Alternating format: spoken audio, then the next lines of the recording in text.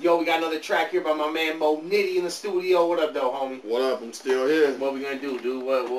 What's this off of and what it's called, man? This next one, the track that you just done was Better Than My Baby Daddy, and that one was actually done by Darkside. That beat there, hey, that dude worked wonders on beats. I'm telling you, holla at my man.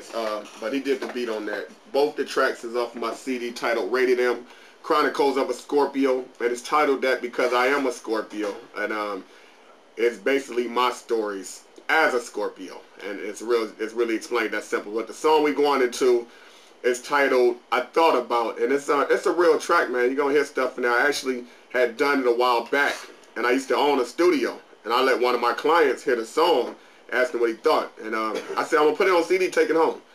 He called me back, and I was like, Mo, you for real? I was like, what's up? He's like, that track is all that real. I was like, yeah. He said, so, you know, back when I was a kid, you know, my mom's had got shot by her ex-husband now.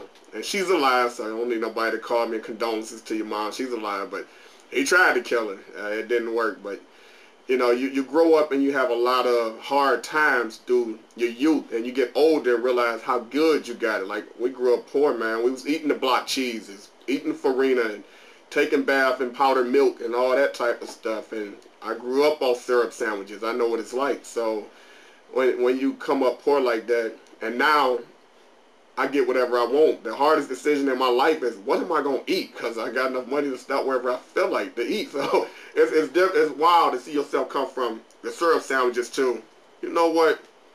I want the #1 double size. I want the nuggets thrown in there with a salad. Throw me that dessert on there. Matter of fact, give me 2 desserts. And just spending money because you can. And so the track is called, I was actually sitting back in my studio reflecting back on my past as opposed to where I am now, and thinking about, you know, everybody in my past not coming out on top. Like, I got 3 brothers, but I got one who's blind to this day. He had got a shot in the face, and luckily the Lord seemed fit to let him still be here, but he blind. And just a lot of things. I had a brother that passed, and a lot of things like that. I just wanted to put it out there. I used to do dirt in the past because it wasn't because I was a bad kid. It was because I didn't have a pops putting up for me like that. And my moms didn't have it. So when you come up hard like that, you got to find a way. And so it's called I Thought About because that's what I was doing. I wasn't writing a rap. I was going through therapy. And it turned out to be a rap. That's what I was doing. Yeah, that's dope, man. We're in here, my man Moe Nitty tonight, man, kicking it, doing the thing, bro. You know what I'm saying? We played Moe Nitty's song, Better Than Your Baby's Daddy, huh? Yeah. You know, that song right there, that one, that I thought about, that one is an emotional one for me. The Better Than Your Baby Daddy is emotional for every guy in the audience when I perform it. So that song, I've had a friend actually get mad and walk up to me and was like, don't do that no more. And I messed around and pulled his chick up while I was performing. And I knew the both of them. They both were friends. And so I kept her at a distance and just did my set. And I ain't see no harm to it. Apparently, he didn't see it the way that I seen it. And he was very upset. It took maybe about a month for him to calm down. Like, bro, I bet. I don't want your girl. It was just a set and I had to get the show going. Get over it. So I've had more guys not like me over that song. But the biggest question is how the women feel the song. Women love it. Women, you know what? Women love it, and men secure with themselves and they women love it. Yeah, that's true. You gotta be secure, man. You know what I'm saying? Like, for real. You know, every cat out there that's in the crowd kind of shook. They're the one that's like, man, they're the one that might get the chick over. Oh, they be like, oh, man, he ain't nobody. Yeah. He ain't even booked. That's on the Rated M too. I've done a lot of units of that. Yeah, regionally. We were talking about that song, man. It's a real deep song, bro. You know what I'm saying? Yeah. I mean, sometimes it's got to be hard, man, when you go through some real situations, you know, to tell everybody about it, you know? You know, a lot of people know me. They'll know that my upbringing wasn't storybook. And even with all that said, a lot of cats don't even know I was an all-A student in school. I was actually going to high school, getting my grades with my work in the tip of my shoe. Yeah. So I can get past all of that. Hey, man, I couldn't leave it at home because I had forces at home that would, you know, take my work and put me behind on my numbers. So put you out of work? Good. Yeah, so, but with that said, I was an all-A student. Yeah? Yeah, I was on honor roll. I was a nerd dealer. You say you're from the east side of Detroit, right? Yeah. I'm actually born and raised in Highland Park. Then we moved to the east side of Detroit. Yeah.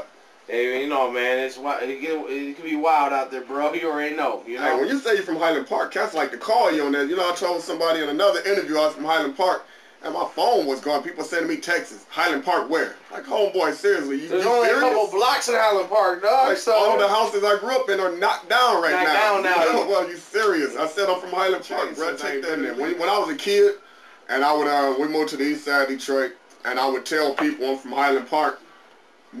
Any potential beef was squashed. Like, where you from? I'm from Highland Park. Oh man, I had buddies galore. Now I remember I got older, and my adult years, and I went out to Joe Dumars on Utica, and played ball. And the field house. Right, and some cats was about to get into it, and one of the dudes was like HP, and the dude was like F HP, and I was like, wow, you know, back in the days that would have never come in the same sentence. Yeah, you didn't say that, man. You know what I'm saying? I was baffled. I didn't know how to handle that. Like, did he just say what I thought he said? Hey, cats are dumb, dude. Yeah, times have changed. Yeah, Highland Park's moving up. They got a deja vu. They're really moving up out there. You know? That's a very lovely club. I like to say, please endorse that. That's where the video of Better Than Your Baby's Daddy will be shot. That's where it should be shot. I'm sure I got a lot of extras running around. You might get an extra couple shots, and there'll be bullet holes in the video. Yeah, you might want to watch out over there, dude. You know what I'm saying? Majority of the shows you promote stuff around the east side of town, them east side suburbs out there around that area. That's where you do a lot of stuff mainly right now. I do it there for a reason. And you know what the real reason is? The real reason is because I can't get nowhere on time. So if I booked the show on the west side and I told them to be there at 9, I wouldn't come through the building till 11. Right. And cats be like, hey man, we've been here 2 hours, and I would still want my money. Hey, y'all who snuck in, make sure y'all come give me that $10. So I gotta make sure I put my shows somewhere where I can get there early. And secondly, I put my shows in places where I feel like everybody who comes through is in a safe venue. It doesn't matter if it's the people coming to support or the artists. I like to have spots where you can invite your mom and dad out there, and that's how safe you feel. So you ain't throwing shows at Harpo's?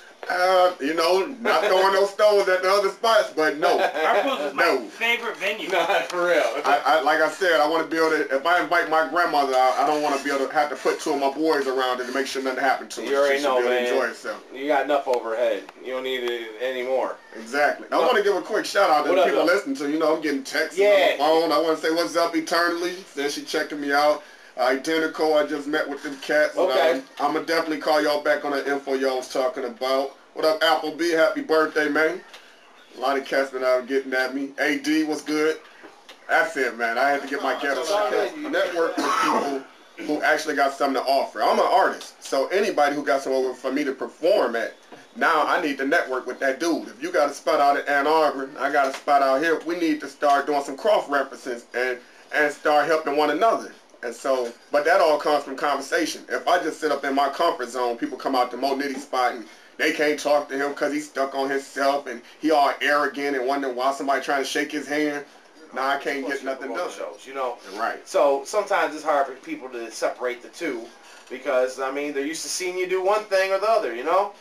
And that has actually been something that, unfortunately, I'm about to keep it real with you. I've worked recently on separating that because I had got so cool at my spot in Rendezvous that a lot of people was just like my boys, literally, like they come through the door and slapping fires and was even giving me conversation I wasn't even ready to engage in. Like, I ain't even know we was that cool yet.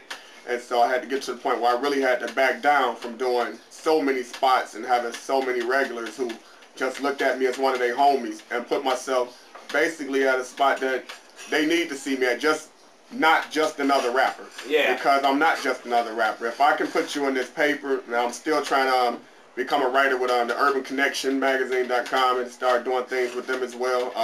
There's a magazine in Indiana that I'm supposed to be trying to write with. We're still working out the details. And so all this is to help the artists. This is to help all the cats coming up. When I do my showcases, I don't book acts at $800. There's no $400 showcases from Moe Nitty. It might come with maybe a $50 tag on it, and that's basically to cover the promotions. That's not even gonna cover all the promotions and my gas from passing out the flyers that the artists ain't gonna help me pass out. It's true.